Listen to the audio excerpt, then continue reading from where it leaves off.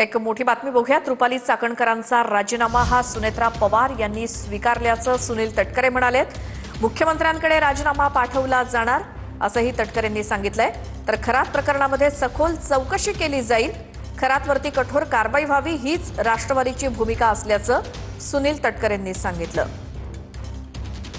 त्यांचा काल आयोगाचा राजीनामा जो आला तो आयोगाचा राजीनामा पक्षाने स्वीकृत केलेला आहे।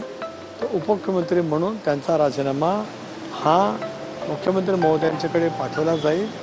शिफारस केली जाईल की त्यांचा महिला आयोगाचा अध्यक्षपदाचा राजीनामा त्या ठिकाणी स्वीकारला जावा। आज या विषयावरती ज्यावेळेला चर्चा होईल त्यावेळेला जरूर त्या बाबतीमध्ये योग्य तो निर्णय घेतला जाईल। त्याच्यामध्ये काय कोणाला पाठीशी घातलं जाणार नाही। स्पष्टपणाची भूमिका काल पक्षाची मी त्या ठिकाणी व्यक्त केलेली आहे की खरात यांनी जे दुष्कृत्य केलं आहे SITच्या मार्फत त्यांची सखोलपणाने चौकशी व्हावी आणि ती सखोलपणाची चौकशी करून त्यांच्यावरती कडक कारवाई करावी। राष्ट्रवादी काँग्रेस पक्षाची स्पष्टपणाची भूमिका आहे।